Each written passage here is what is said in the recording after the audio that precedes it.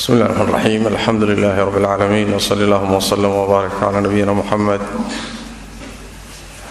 وعلى آله وصحبه أجمعين ما بعد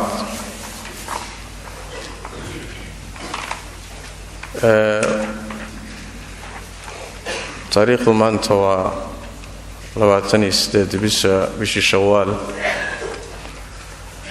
كنا فربغل يصدني تضوى تاريخ هجرقة waxay waafaqsan tahay labada bisha sideedaad 2016 taariikhda miilaadiga waxaan halka guda galaynaa ama ka bilaabaynaa kutub dhowr insha Allah iska xigi doonta oo uu horeeyo kitaabkan ama risaaladan in hortaala dhowr kitaab oo kala ku xig doona insha Allah ta'ala kamida kutubtii aimada salafka ridwanullahi alayhim ay ka qoreen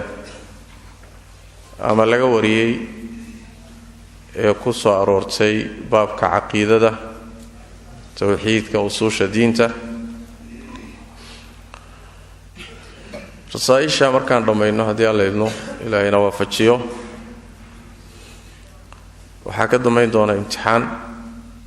imtixaanka waxa gali doona ardada ninkii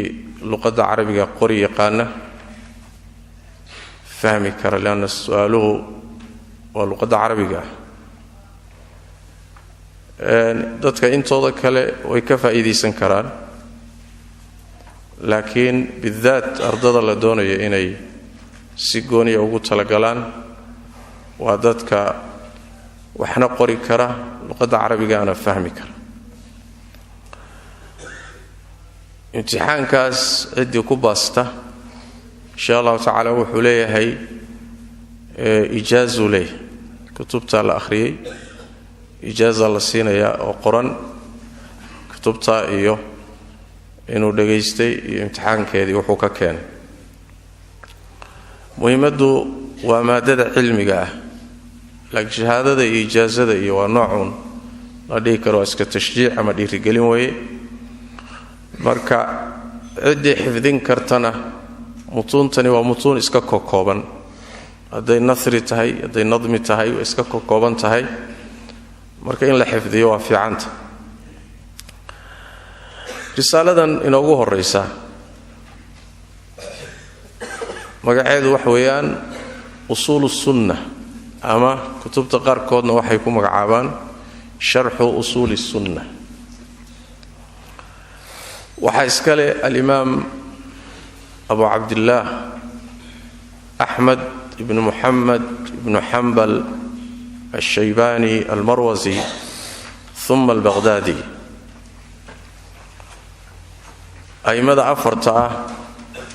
مذاهبته متكم ذوي مذهبك حنبلي إمامك إسكالوي الإمام أحمد بن حنبل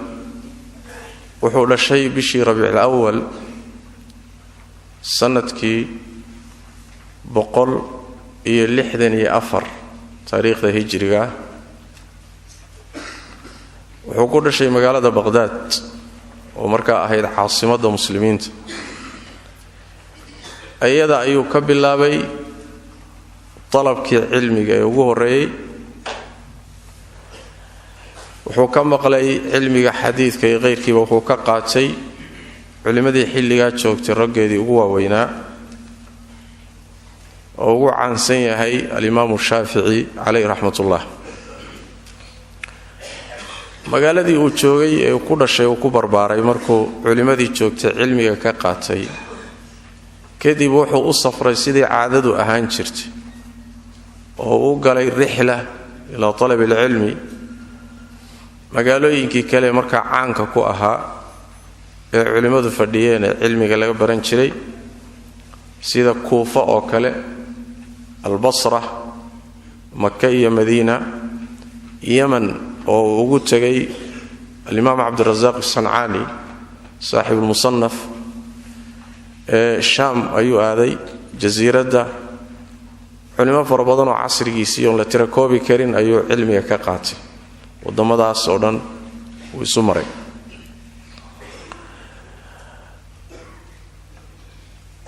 arda fara badan oo la tirakoobi karin wax bay ka barteen oo waxa kamida ardadiisii uguna caansanaa rag ugu weyn kamid ahaa al-Imam al-Bukhari alayhi rahmatullah Imam Muslim Abu Dawud Tirmidhi ragan kutubta caanka leh ardadii Imam Ahmad bay ahaayeen iyo rag kale oo aad fara badan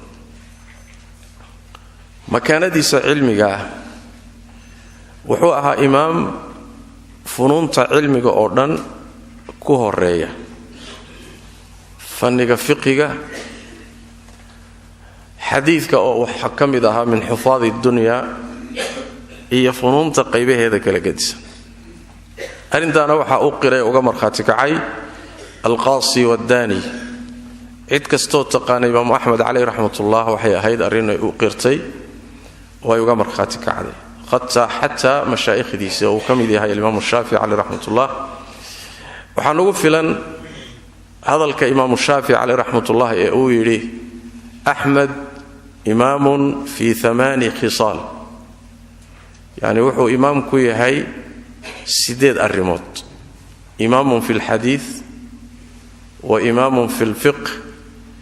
وإمام في اللغة وإمام في القرآن وإمام في الفقر وإمام في الزهد وإمام في الورع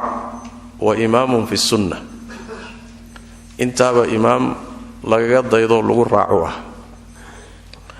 حديثك إمام بو أهايو فقه جيسا يحفظ جيسا يعلل كيسا وحوكوها إمام بوكوها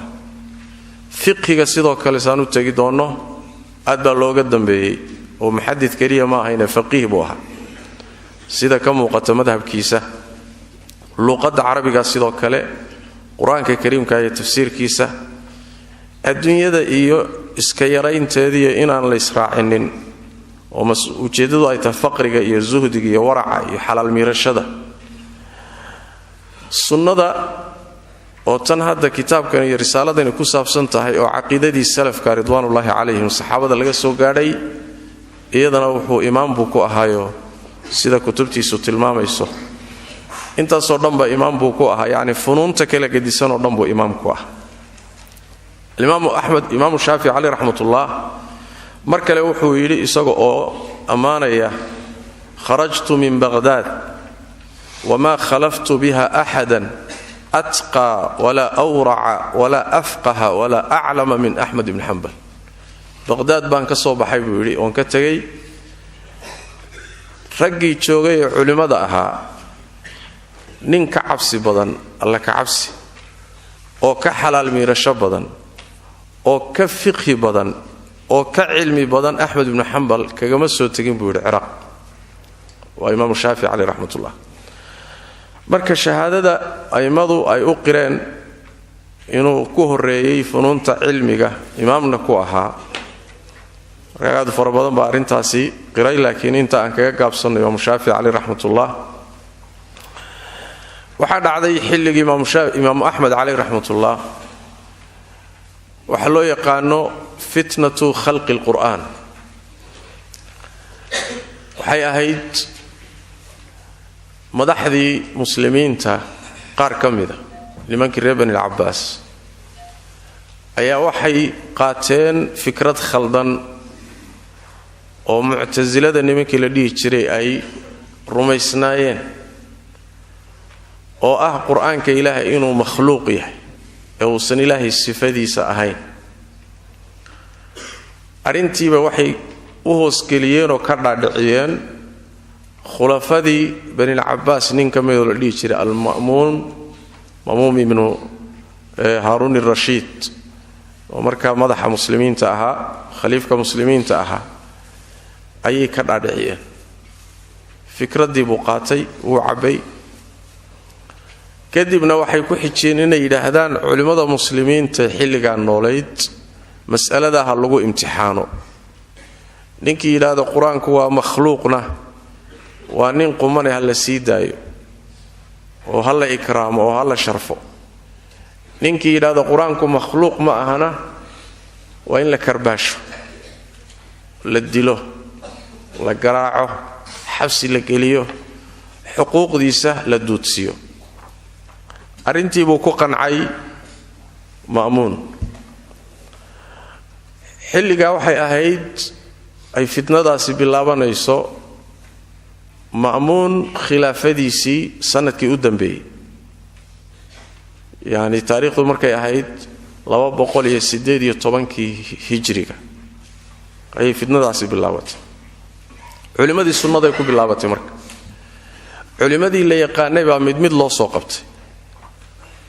maxkamadda la keenaya, imaamka la hor keenaya, waxaa leeyahay laba mid. maxaad ka qabtaa qur-aanku inuu yahay? hadduu yidhaahdo waa makhluuq, waa iska sii daynaya. haddii kale ama waa la dilaya ama waa la xidhaya. xilligaa raggii marka arrintaasi ay ku dhacday waxaa ka mid ahaa alimaam axmed ibnu xambal caleyh raxmatullah. isaguu lamuusan kulmin ma'muun iyo fitnadiisa, oo isagoo la sii wado oo loo sii wado ayuu ilaahay ka baryay inuusan ilaahay la kulminin oo sharkiisa ka kaafiyo. isagoon gaadhinna ma'muun waa dhintay. imaam axmed oon gaadhin oon loo geynin buu dhintay. waxaa uga dambeeyey ninay walaalo ahaayeenoo la dhihi jiray muctasim. ninkaasaa wuxuu ku socday dariiqii walaalkii ma'muun. isaga ayaa wuxuu ahaa ninkii xidhay alimaam axmed ibnu xambal 18 bilood ilaa 30 bilood buu u xidhnaa baa la yidhaahdaa. raggii muctasilada culimmadooda ahaa buu soo ururiyey, la dooda buu yidhi. imaam axmed caleyh raxmatullah wuu ka reeyey. majlis kastoo la isugu yimaado oo wadaadadoodii iyo madaxdooda la keeno, xujadu kaga adkaanaya. markii dambe waxay yidhaahdeen khaliifat almuslimiin ninkan nin la fiirsan kara mehe, yacni shaqo ka qabo. markaasuu bilaabay in la garaaco, xabsiga la geliyo, kadibna la karbaasho imaam axmed caleyh raxmatullah. dhowr goor buu xataa wacyigiisi iyo dareenkiisu tegay, garaacii la garaacayo macnaha. sanadkaa wuxuu jiray markaa imaam axmed caleyh raxmatullah 57 sanuu jiray. markaa waa nin da'a buu kusii dhow yahay markaa la garaacayo oo xabsiga la gelinayo oo uu miyir daboolmayo. waxaa ka dambeeyey ninkii la dhihi jiray alwaathiq ibnu muctasim. markuu muctasim dhintay, wiiluu dhaloo la yidhaahdo waathiq baa xilka uga dambeeyey. kadibna isaguna siiradii walaalkii aabbihii buu kusii socdayoo fitnadii buu sii waday iyo culimmada in la ciqaabo sunnada. imaam axmed xabsi guri buu muddo dheer ku jiray. markaa waxaa ka dambeeyey almutawakil oo waathiqa walaalkii ah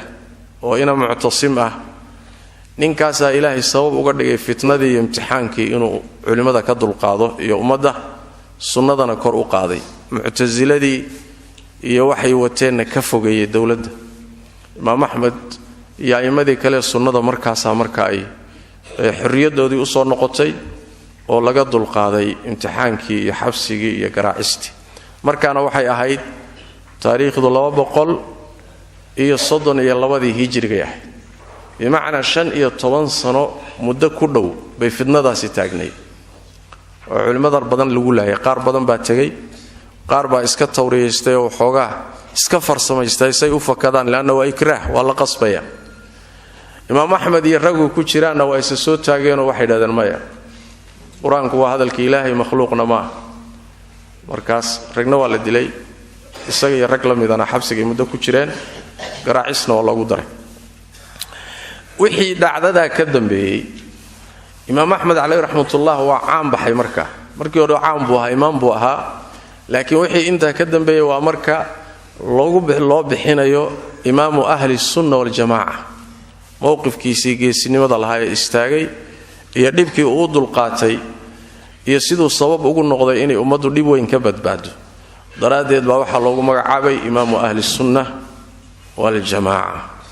waa midda uu leeyahay saaxiibkii cali ibni cabdillaahi ibn almadini, sheekhii bukhaari, isagana saaxiibkii buu ahaa, ayaa wuxuu yidhi maa qaama axadun biamri lislaami bacda rasuuli illahi sal lla lay wasalam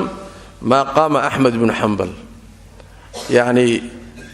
nebi maxamed gadaashi meesha uu axmed u istaagay islaamka cid kale u istaagtay ma jirto yidhi su'aal baa la weydiiyey waxa dhigay abul hasan wala abu bakr as-siddiq ma hatta abu bakr meesha ma istaagin miya markaas wuxuu yidhi wala abu bakr as-siddiq hatta abu bakr meesha ma istaagin maxay ilaa inna abu bakr as-siddiq kanat lahu a'wan kana lahu a'wan wa ashab wa ahmad ibn hanbal lam yakun lahu a'wan wala ashab waxay ku kala duwanayeen buu yidhi abu bakr markuu xilka qabtay oo carabi ridoodo diinta ka noqotay abu bakrna uu isu taagay hawsha inuu wax ka qabto rag baa garab taagnaa buu oo saxaabadii nabiga sallallahu alayhi wasallam oo dhan baa garab taagnaa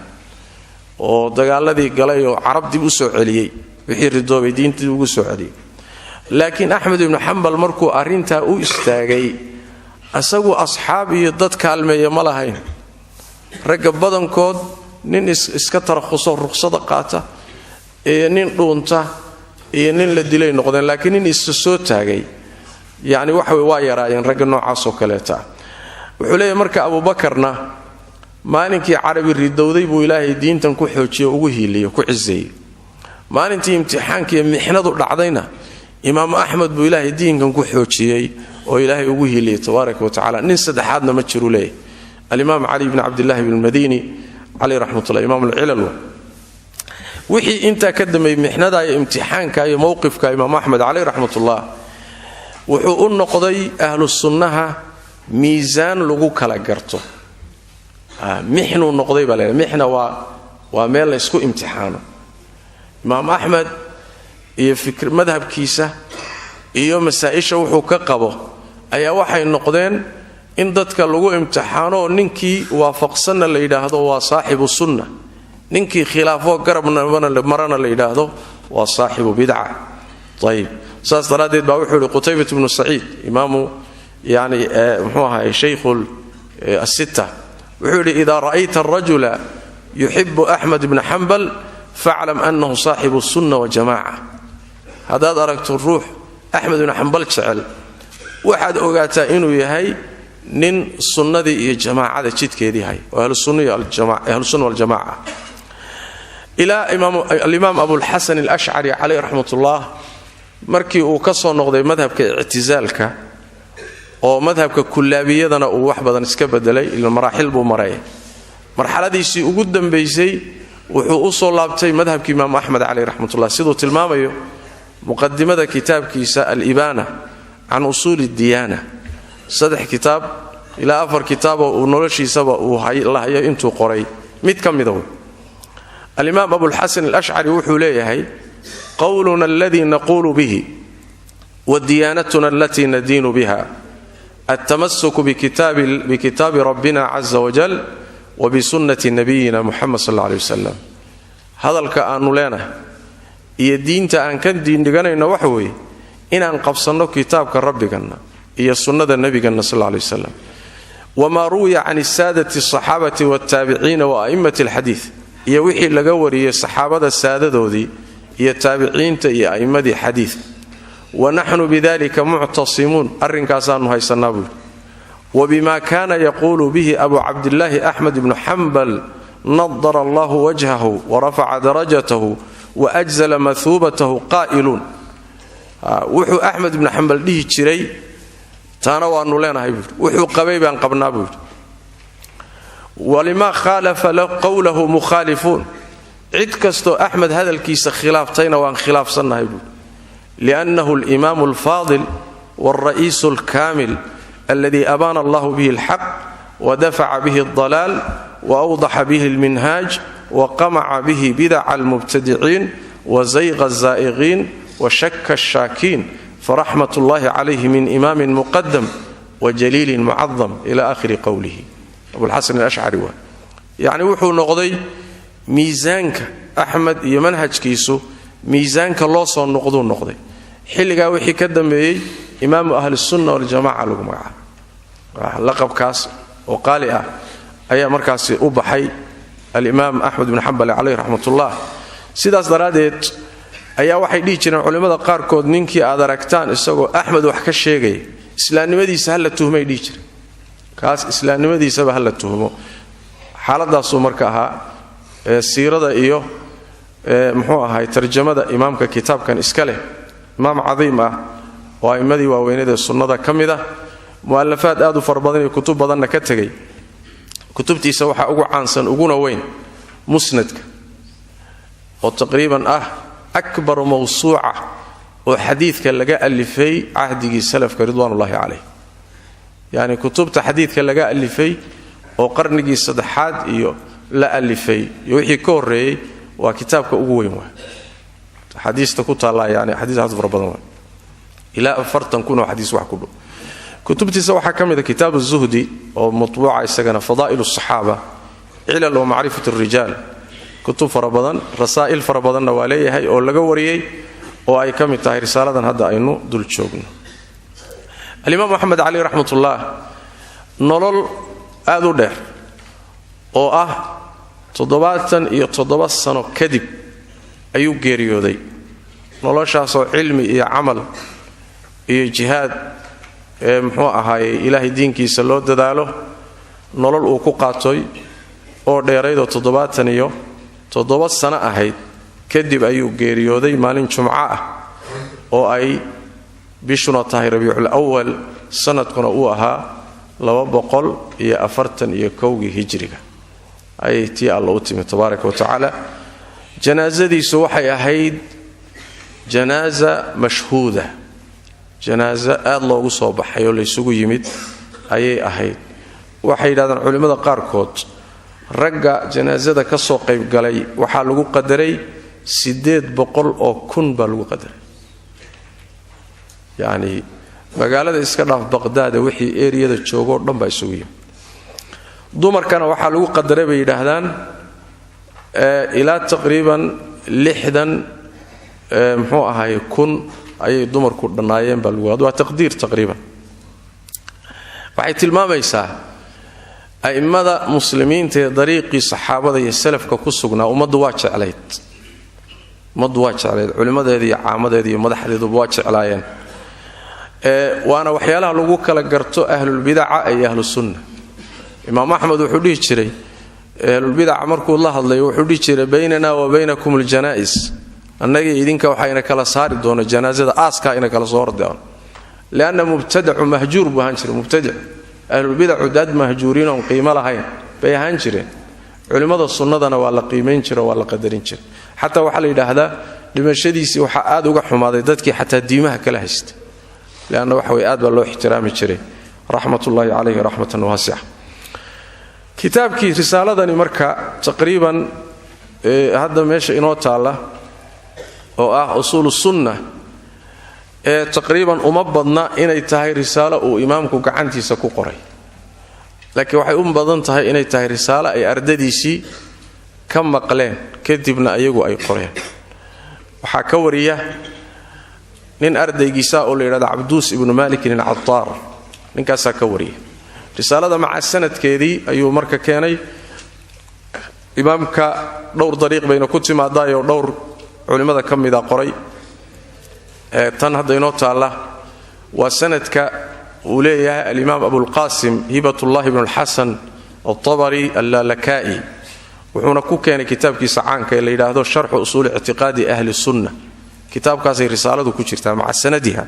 oo sanadkan hadda uu meesha ku keenay ibn Abi Ya'la al-Qadi ayaa isaguna ku keenay tabaqat al-Hanabila tariiqa ku keenay oo kan ay meesha ugu imaanay ibn Jawzi baa sidoo kale keenay waxa muqtatafaad kamida keenay al-Khallal ayaa qayb kamida risaalada soo qaatay waa risaalo caan walow sanadkani waxooga uu ragiisa qaar kamida dacfi ku jiro la garanaynin macna dacfi meehe yani tarjamadiisa ay leeyihiin baaxithiinta qaarkood maanaan helin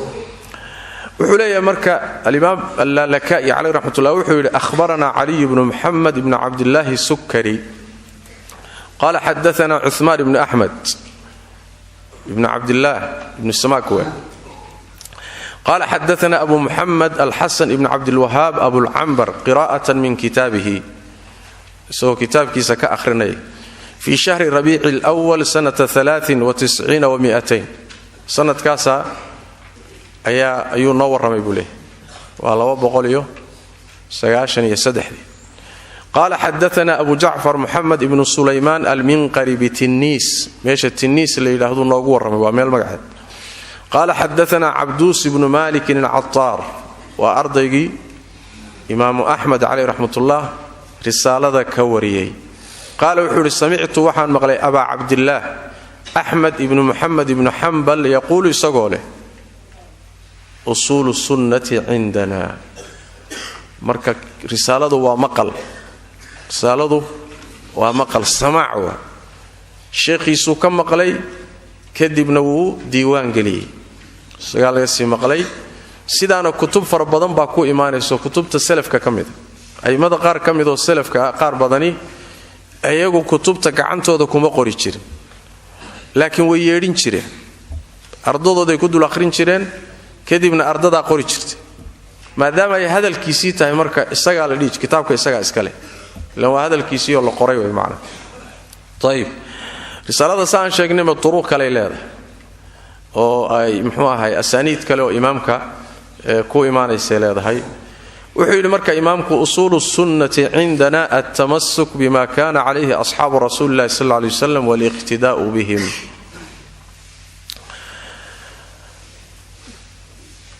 usulus sunnah sunnada asaliyalkeeda iyo asaasiyaadkeedu indana agtanada at-tamassuku wa qabsi iyo ku dhagid bima shay la qabsado lagu dhago kaana ay ahaayeen calayhi maaga korkiisa asxaabu rasuulillah rasuulka asxaabtiisu ay korkiisa ahaayeen sallallahu alayhi wa alihi wasallam wal iqtidaa'u wi sunnada usuusheedu waxa weeyaan at-tamassuku qabsi iyo wal iqtidaa'u dayasho bihim saxaabada lagu daydo wixii ay ayagu ku dul sugnaayeen in la qabsado lagu dhago lagu mitido iyagiina lagu daydo dariiqoodii la raaco sunnada usuusheeda taa iyada way waxay radaynu istul taagnoon hadalka waxoogaa yara furfurno dhanka luqa ahaan iyo maqsuud ahaan iyo adiladiisa iyo xikmadda ku jirta intaba kelimada ugu horeyso usul waa jamcu aslin waa kelima jamca mufradkeeduna waa asl asalkana waxa la yiraahdaa al-asaas wal qaa'ida yani dhanka luqada waxa la yiraahdaa shayga asaaskiisa uu ku fadhiyo ee uu ku dul dhisan yahay ayaa la yiraahdaa asal la yiraahdaa sida aslul jidaar yani darbiga asaaska dhulka ku jira haya bal asal la yiraahdaa geedka oo kale guntiisa ama xididadiisa uu ku taagan yahay la yiraahdaa asal la yiraahdaa asalku marka waa asaaska iyo qaacidada shay ku dul dhisan yahay ama uu ku taagan yahay asal la yiraahdaa ma yubna alayhi ghayru طيب اما يعني asalku waxaan u jeedaa sunnadu وكلمة اللبادة السنة لقد وحا لغو يرادا الطريقة والسيرة جدك لمرو ايا ليلهدا اي لا قادو ايا ليلهدا سنة حسنة كانت او سيئة يعني طريقاسي اما ها فعناد اما ها حماده السنة ليلهدا ها طريق لمرو اما طريقاسي حسي هنقض اما معنوي هنقضو اما ها حماده اما ها فعناده luqada waxa la yiraahdaa sunna la yiraahdaa طيب dhanka sharciga kelimatu sunna macnaheedu iyo isticmaalku waa iskhilaafaya waa kala duwan yahay wuxuuna isku khilaafaya bi ikhtilaafi al-fi'ati al-mu'arrifati laha kooxda kelimatu sunna qeexaysa ee taariifinaysa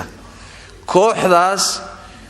siday isu khilaafsan tahay baa qeexiduna isu khilaafaysa بمعنى أما قابك هو استعمال ينبا مثلا السنة علماء أصول الفقه سبي أقيحان علماء محدثين تسبي أقيحان فقهاء معنى كليك أقيحان culimada markaa iyo ahlu fanniga qeexaya ayay kelimada sunnadu qeexitaankeedu ayay ku xidhantahay saasay marka ku kala duwanaanayaan laakiin maqsuudka halkan markaan joogno kutubu sunna oo kutubtii caqiidada ka hadlaysa kelimatu sunna waxaa laga wadaa sidoo leeyahay Sheikh Islam Ibn Taymiyyah alayhi rahmatullah wa lafdhu sunnati fi kalami salaf yatanawalu sunnata fil ibadati wa fil i'tiqadat yani waxa soo galaya waxaan dhihi karnaa waa dariiqa diiniga dariiq diineed dariiqii diinta oo ama cibaadaha ku saabsanaado ama caqiidaha ku saabsanaado wixii dariiqii diineed ee quraanka iyo sunnaduna tuseen ayaa la yiraahdaa as-sunna la yiraahdaa as-sunna sidaas daraadeed ba culimada sunnada iyo culimadii salafka qaar badan oo kamida kutubtooda ay ku magacaabeen kutubu sunna usul sunna sharh sunna kitab sunna waxay ka wadaan waa kutubta ka hadlaysa dariiqadii laga soo gaaray saxaabada ee kitaabka Allah iyo sunnada nabiga ku tusay salawaatu rabbi wasalaamu alayhi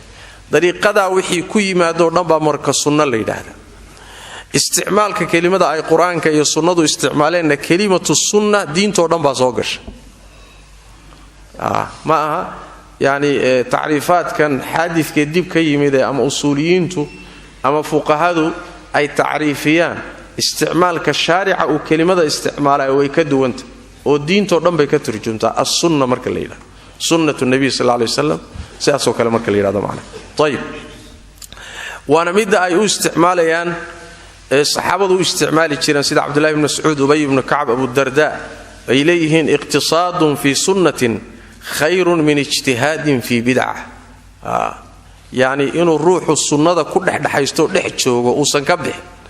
ayaa ka khayr badan inuu dadaal badan bid'a ku bixiyo marka wax weeyaan waa fi muqaabil bid'a tayib iyo wixii la midaba culimada sunnadu sidoo kale isla macnahaas ay ku dhowdahay sida uu leeyahay Imam Shaatibi alayhi rahmatullah wuxuu leeyahay wa tutlaqu indahum ma yuqabilu bid'ah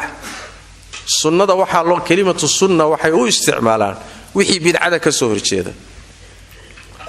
wixii aan bid'a ahayn sunnay dhahan wixii sunnada khilaafsan oo ka baxsanna bid'a yiraahdaan marka isticmaalkana waa isticmaalka hadda halkan ku imaanayo ishadana saasoo ula jeeda tayib oo waxa la yiraahdaa buu yiri al-Imam Shaatibi alayhi rahmatullah fulanun ala sunnah hebel sunnu ku dul sugan yahay ida amila ala wifqi ma amila alayhi an-nabi sallallahu alayhi wasallam wixii nabigu ku amal falay dariiqiisi markuu hayo waxa la yiraahdaa fulanun ala sunnah tayib waa wixii kitaabku ku tusay ama xadiiska nabiga ku yimid salawaatu rabbi wasalaamu alayhi tayib ama saxaabadu way isku waafaqeen oo dariiqooda ahaa marka sunnada dhankana waa loo isticmaalaa muwaafaqaadka ayuu sidaa ku leeyahay marka sida marka la yiraahdo hadalka la isku qabto muxuu noqonayaa usul sunna waxay noqonaysaa dariiqi kitaabka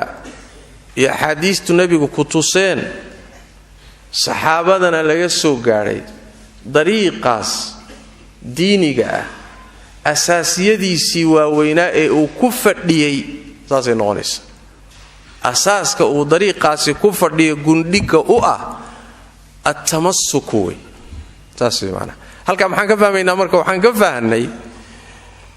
diinta nabi maxamed loo soo dhiibay salawaatu rabbi wasalaamu alayhi ee kitaabka iyo sunnada ku taala saxaabadana laga soo gaaray isku darajo maaha usul bay leedahay waaweyn iyo asaasiyaad iyo qawaacid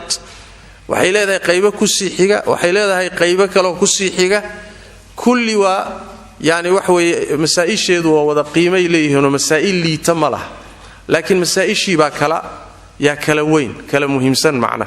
وماشي علماء قاركود كو اطلاقان اصول iyo فروع ay ku اطلاقان اطلاقاس waxdiba male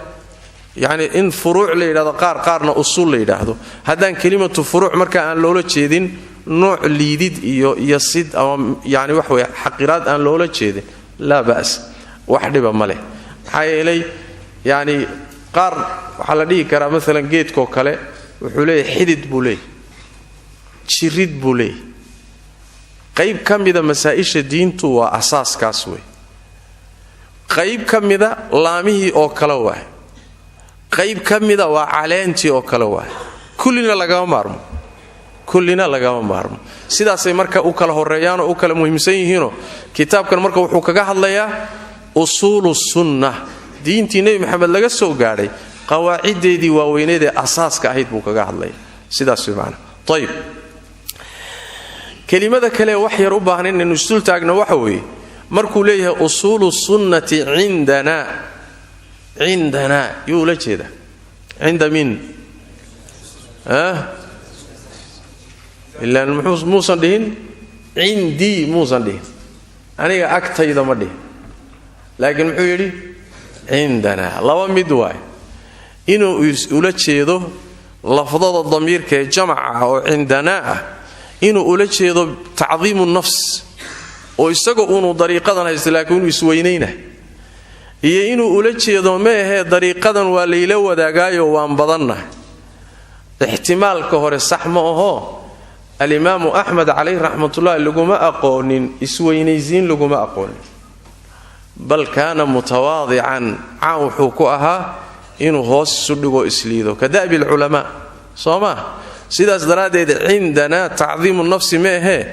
waa cindanaa naxnu ahla asunna waljamaca haddaanu nahay ahlusunniya waljamaaca dadka tilmaantaa leh oo dariiqii saxaabada iyo taabiciinta haya annaga agtannada usuusha sunnadu wax weeyaan marka waa dariiqii uu soo gaadhay wey kaasuu tilmaamaya ayib wuxuu yidhi marka altamasuku bima kaana calayhi asxaabu rasuuli llahi sal ley wasalam kelimadaasi waa kelimo aad u urursan waxna aan ka tegin sidaasayna salafku caan ku ahaayeenoo mutaqadimiinta iyo salafku ilaahay amarkii mutaakhiriinta waxay kaga gedisan yihiin mutaqadimiinta saxaabadii iyo taabiciinta iyo a'immadii quruuntii saddexda ahayd hadal kooban oo macno weyn ku fadhiya bay dhigayaan laakiin mutaakhiriintu hadalkoodaa batay jumlo yar oo uu nin yidhi kooban oo a'immadii salafka ka mida baa hal kitaaboo weyn lagu sharxaya marka hadda u fiirso altamasuk bima kaana calayhi asxaabu rasuli illahi sal ley wasalam meeshii aad dhihi lahayd yani waxa weeye bilkitaab waasunna wa fahmi salafi saalix intaasoo dhan waxaa cabiraysa bima kaana calayhi asxaabu rasuli illahi sal ley wasalam leanna saxaabadu maxay haysteen saxaabadu waxay haysteen kitaabka iyo sunnada intaad labadaa soo mari lahayd ayaga waxay haysteen fahamkoodii iyo camalkoodii kitaabkii iyo sunnadii buu ka turjumaya leanna wax weeyaan iyagaa kitaabka degitaankiisa iyo tansiilkiisana goobjoog bay ahaayeen fahamkiisa iyo tatbiiqiisana ayagaa nebiga ka qaatay salawaatu rabbi wasalaamu caleyh saas daraaddeed cid gadaal ka timid ma gaari karto cid gadaal ka timid ma ay gaari karayso kadibna wuxuu ku adkeeyey waliqtidaa'u bihim in saxaabadii nebiga lagu daydo oo dariiqoodii la raaco ridwaanullaahi calayhim jamiican asalka isaga ah adilo fara badan buu marka leeyahay qur-aanka kariimka ah iyo sunnada nebiga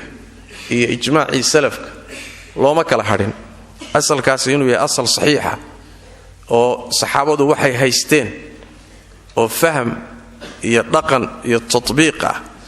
inuu dariiqu halkaa yahay asalkaa weynna ruuxii ka baxaayo mubtadiciya taa iyada ah waxaa ku tusay kitaabka alle iyo sunnada nebiga sal ley wasalam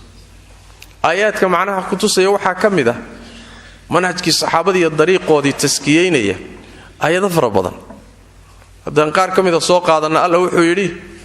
fain aamanuu bimili maa aamantum bihi faqad ihtadow wain tawallow fainamaa hum fii shiqaaq hadday rumeeyaan ka aad rumayseen oo kale saad wax u rumayseen oo kale hadday u rumeeyaan way hanuuneen haddayse jeedsadaan garab mar iyo dariiq kale hayaan marka u fiirso fain aamanuu khitaabku yuu ku dhacaya fain aamanuu dadka kale hadday rumeeyaan bimithli maa aamantum idinku kaad rumayseen oo kale rumayntiin oo kale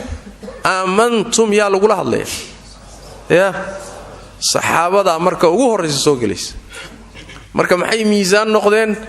sidaad idinka saxaabadii nebiga iyo inta jidkiina raacsan saad wax u rumayseen hadday u rumeeyaan waxaad rumayseenna rumeeyaan way hanuuneen hadday garab maraanna markaasi way lunsan yihiinoo jid kale qaadeen marka miisaan waxaa laga dhigay iimaankii saxaabada ridwaanullaahi calayhim lianna khitaabkaasi yani iyagaa muqadimada galay waxaa ka mid ah aayadda iyadana alla yidhi tabaaraka wa tacaala faanzala alsakiinata calaa rasuulihi wa cala almu'miniina waalzamahum kalimata altaqwa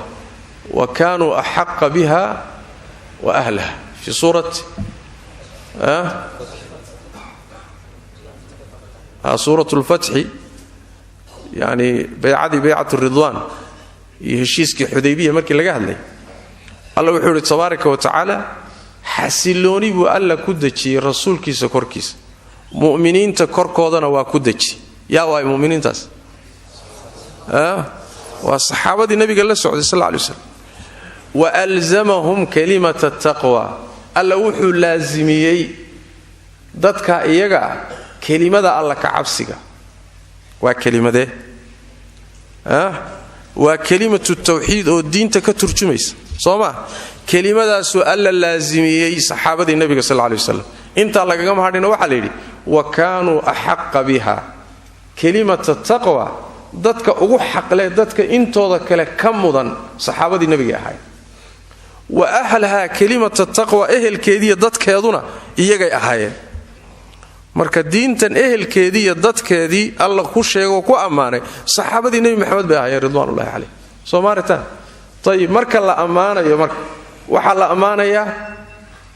fahamkoodii iyo tatbiiqoodii baa la ammaanaya haddii fahamkoodu qalloocsan yahay lama ammaaneen qaabkay u dhaqangeliyeenoo ugu dhaqmeen hadduu qalloocsan yahaynoo tansiilkiiyo tatbiiqa ay khaldaanna lama ammaaneen waxaa ka laasimaysa fahamkoodiina waa saxsanaa tatbiiqa ay shareecada ku sameeyeenna waa saxsanaa labadaasaa la ammaanaya waxaa ka mid ah aayadda rabbi tabaaraka wa tacaala ayadana fii suurati tawba waalsaabiquuna alwaluuna min almuhaajiriina waalansaar waaladiina ittabacuuhum biixsaan radia allahu canhum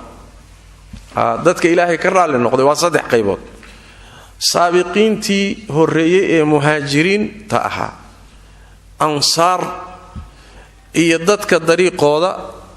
si wanaagsan ku raacay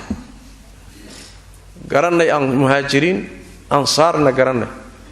kuwaa ma gaadhi karnoo wakhti bay lahaayeen waa ardadii nebi maxamed sal lay slm soo maa qolada saddexaad ee ummadda inteeda kale ay gelayso ee ammaanan ee ilaahay raalli ka noqday waaladiina ittabacuu man ittabacuu alsaabiqiina min almuhaajiriin walansaar qoladaasi kuwii raacay oo jidkooda maray radia allaahu canhum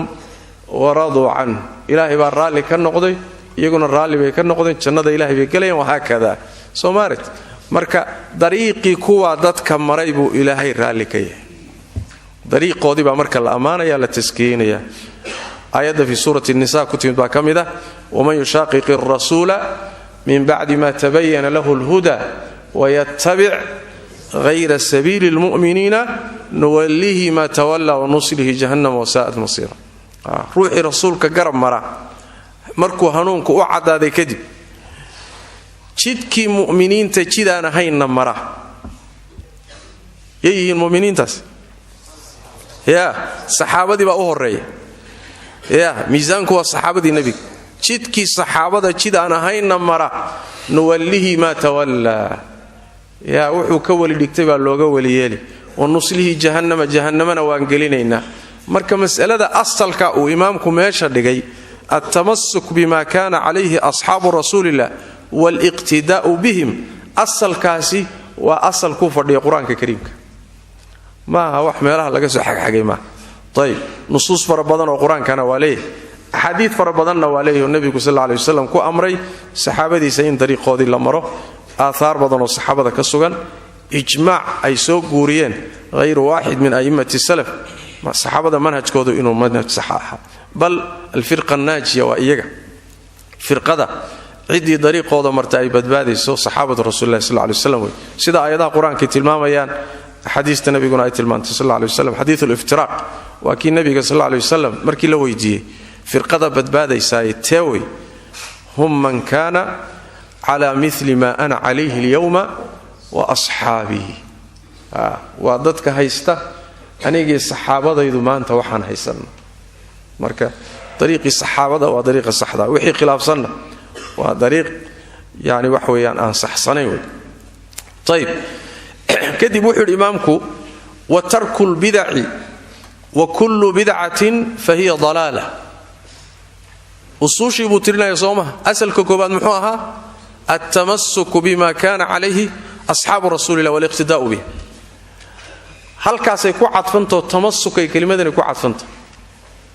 أصول السنة عندنا التمسك وترك البدع بدعوين كإن لغتكو وحيالها الديب لغا كياني الدين تلغو صدري إن لغتكو لغفوق هذا وكل بدعة بدعة كستنا فهي إيض ضلالة واللنسنان وهبو إيا الطريق كبحد سيداسوي معنا طيب أصل كي كوبات مركو شيغي وطريقي صحابة إن للراعة طريقي كتابك السنة فهمك صحابة التطبيق وده إن للراعة أيو أصل كاسي وحي كسوهر جيدي بودوار دقي مركو لأن القرآن كو حالة برت منهج كيسا إن مركو قاعدة تأصيلية ودوار دقو وحا كسوهر جيدا سو القرآن كو مركو توحيد كشيغو شركي كان ما شيغو markuu sheego jannada sheego naartana waa sheega muuminiinta markuu ka warramo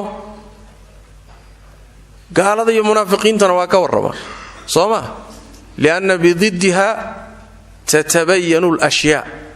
shayga sidiisaba wuxuu cadaada marka lidkiisa wax ka soo horjeeda la garto habeen waxa la garan marka maalin la arko sooma وهكذا عدين وحا لا غران marka madow la arko marka waxa weeyaan waa nooc bayaanka kamido taasiilka gadaashiisa ixtiraaz iyo waxa ka soo horjeeda in la sheego waa asal laga qaatay manhajka quraanka kariimka saas daraadee taasu imaamku ku socdaa wuxuu yiri wa tarkul bid'a waa wixii khilaafsana marka muxuu yahay manhajkii saxaabada ma kaana alayhi ashaab rasuulillah wixii khilaafsan ba marka bid'a ka horana waa la qabsan oo manhajka saxaabada ah wixii garab marsan oo bid'a la yiraahdana waa laga tagi marka wa tarkul bid'a macnaasu ka wada طيب بدعه waxa la yiraahdaa luqada carabiga al-ikhtira'u bila mithal sabiq shay la bilaabo ayadoo cid ka hor lagaga dayanaya aysan jirin kaas bid'a la yiraahdaa waa aayada quraanka Allah wuxuu yiri badi'us samawati والأرض samada iyo samawaadka iyo dhulalka isaga alla bilaabay cid ka horeyso uu kaga daydayna ma jirto badi'us samawat qul ma kuntu bid'an min ar-rusul yani ma ihi mid bilow ah rusul ba iga horeysay anugu ma bilaabin marka wax way al-ibtida' bi macna wax way al-ikhtira' fi ghayr bila mithal sabiq waxan lagaaga hor inaad bilaabato oo adigu muxuu ahay aad هاي لاتماد تاوا دنك اللقده اما دنك شريعه تعريفات دور ay ku sameeyaan Sheikh Ibn Taymiyyah Ibn al-Qayyim al-Imam al-Shatibi ta'rifkiisa inta badan loo badan yahay oo ah tariiqatun fi ad-din mukhtara'a tudahi ash-shar'iyyah yuqsadu bis-suluk 'alayha al-mubalaghatu fi at-ta'abbud lillah subhanahu wa tariiqa diineed la bilowday oo dad ba bilowday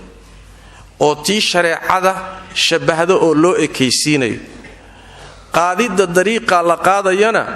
waxa loola jeedaa ujeedadu tahay in lagu xadgudbo oo laga badbadiyo cibaadada Ilaahay la caabudayo marka horta waa dariiq magac diineed wata dariiqana kitaab iyo sunno iyo saxaabo lagama soo gaadhina ninbaa bilowday mukhtaraca ninbaa bilowday ama ha horeeya ama ha dambeeya ama koox baa bilowday dariiqaana kii shareecada loo ekaysiinaya oo haddaan shareecada loo ekaysiinin dib bidcaba ma noqonayo sooma bidca wixii magac shareeca loo bixiyo diinta lagu magacaabo oo loo yar ekaysiiya la yiraahdo kaasa loo ekaysiinaya qasadkuna waxa weeyaan ilaahay inay ku caabudaan wax yaani wax weeye ay nooc ka badbadiso quluwi ah waa sinfi kamida asnaafta marka bidcada taasa la yiraahdo tayib bidcadaasi marka noocaas laba midba way noqotaa wax adigu aad bilaabatay oo jeebkaaga ka timid oo lagaaga horeyn waa bidco wax nin kala bilaabay ama koox kala bilowday aan asal lahayn daliil sharci aan lahayn adiguna aad ku raacday waa bidco midda dambana waxa weeye wax lagaaga horeeyay baad qaadatay laakiin bidca ah midna adaa bilaabay labadaaba waa labada xadiiska labadii riwaayad ku kala saabsan xadiiskii Aisha man ahdatha fi amrina hada ma laysa minhu fa huwa radd man ahdatha ruuhi soo darisiya ruuhi bilaaba diinkan dhexdiisa waxaan kamid ahayn waa lagu diidaya waa la soo celinaya waa kii isagu falkiyay waa kii bilaabay waa kii jeebkiisa kala yimid man ahdatha wa tayib ninkii bidcadaasi ku amal falay oo gadaal ka yimid oo ka ku raacayna man amila amalan laysa alayhi amruna fa huwa radd wa riwayat muslim ruuxi qaatay oo ku amal falay asagana waa lagu diidi saas daraadeed adeer waan soo gaadhay yaa umada haysan jirtay waanu arki jirnay waa u soo joognay warka ka bax man amila amalan wa aadu soo joogtid xagee salka ku haysa ya saasay marka tayib bidcada noocaas marka ee ka soo horjeeda asaaska iyo qaacidada imaamku dhigay bidcada noocaas quraanka kariimka ah iyo sunnada nabiga sallallahu alayhi wasallam baa ku tusaya in aynan baatil tahay quraanka kariimkii wuxuu tilmaamay shariicadan inay kaamil tahay oo Allah wuxuu tabaaraka wa ta'ala al-yawma akmaltu lakum diinakum diintiini baan maanta idin dhammaystiray aayad kalena waa tigii rabbi yiri wa tammat kalimatu rabbika sidqan wa adla kalimadii rabbiga waa dhammaystirantay ayadoo xukumkeeduna cadaaladiya warkeeduna run yahay marka waa diin dhammaystiran way dhammaystirantahay maxaa laga wadaa maadaama leeydi tamma wa kaamila bimaana la taqbalu az-ziyadata wa an-naqsa ma aqbali karto inaad wax ku soo darto inaad wax ka dhintana ma aqbali karto way dhammaystiran tahay sida baa lagu qaadan way macna waa mid uu leeyahay al-imam Malik alayhi rahmatullahi uu daliishanayo ibn Majishun sidoo ka warinayo man ibtada'a fil islam bid'atan yaraha hasanatan za'ama anna Muhammadan sallallahu alayhi wasallam khana ar-risala lianna Allah ta'ala yaqul al-yawma akmaltu lakum dinakum ninki intuu diinta bid'a ku soo daro bid'adii haddana uu arkay inay wanaagsan tahay ninkaasi wuxuu sheegtay inuu nabi Muhammad inuu risaaladii fariintii alla u soo dhiibay inuu khiyaamay oo sidii loogu soo dhiibay uu san dadka u soo gaarsiin saasuu sheeganayaa buu maxaa yeelay hadii alla yiri waan dhammaystiray diinkii wadaadna intuu dib ka yimid uu leeyahay maya waxba ka dhiman oo ana ku dari war ilaahay waa dhammaystiray xagee baa dhimanaantu ka timid tuhmadu marka waxaad ku wajahaysaa nabi maxamed baan na soo wada gaarsiinin iyadoo dhammaystiranoo waxba dhexda ka baxay intii dhexda ka baxday baan marka anigu buuxinayaa marka nabi maxamed baa tuhunsan tahay waa zandaqa iyo gaalnimo way marka aayadaas marka u daliishaday imaam Ahmad imaam Malik al-yawma akmaltu lakum dinakum markaas wuxuu daba dhigay fama lam yakun yawma idin diinan fala yakunu al-yawma diinan maalinkaas waxaan diin ahayn aayadaas degays al-yawma akmaltu lakum dinakum aayadaasi maalinkay degaysay nabi maxamed noolaa wixii maalinka aan diin ahayn maanta diin ma noqon karo waa maalintee maalinku imaam Malik ka hadlayo waa qarnigii labaad waay qarnigan aan joogo diin ma noqon karo nabi maxamed waqtigu noolaa waxaan diin ahayn wixii ka dambeeyay warkiisa iska badaa